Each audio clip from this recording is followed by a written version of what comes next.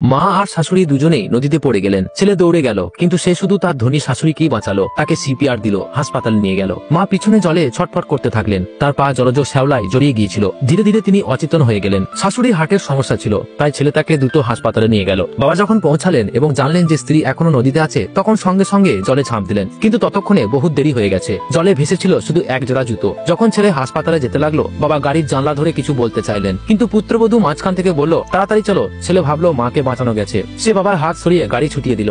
বাবা স্থির দাঁড়িয়ে রইলেন। তারপর একাই অচেতন স্ত্রীকে হাসপাতালে নিয়ে গেলেন। ডাক্তার বললেন 5 মিনিট আগে যদি আনতেন তাহলে বাঁচানো যেত। বাবার হৃদয় ভেঙে গেল। ওদিকে ছেলে মাকে দেখতে ফিরতে চাইলো, কিন্তু স্ত্রী আবারও বাধা দিল। বলল শাশুড়ির অবস্থা আবার খারাপ হয়েছে, তাড়াতাড়ি কোনো অর্গান খুঁজে বের করো। সে আরো মিথ্যে বলল, তোমার মাকে আমি বাড়ি ফেরার পথে দেখেছি। ছেলে বিশ্বাস করে নিল। এদিকে হাসপাতালের ডিরেক্টর বাবাকে বললেন, আপনার স্ত্রীর হৃদপিণ্ড একজন রোগীর সঙ্গে মিলে গেছে, আপনি কি দান করবেন? বাবা ছেলের সঙ্গে কথা বলতে চাইলেন, কিন্তু ফোন জলে নষ্ট হয়ে গিয়েছিল।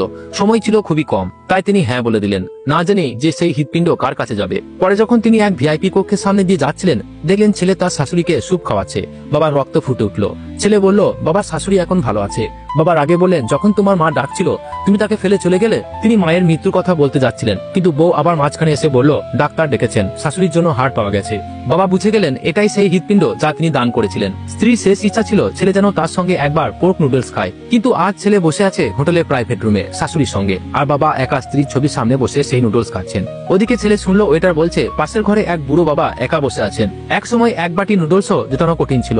এখন ছেলে বড় হয়েছে, কিন্তু মায়ের মৃত্যুর পরও বাড়ি ফেরেনি। ছেলে দৌড়ে যায়, ঘরে ঢুকে দেখে মায়ের ছবি আর বাবাকে। তার বুক কেঁপে উঠলো।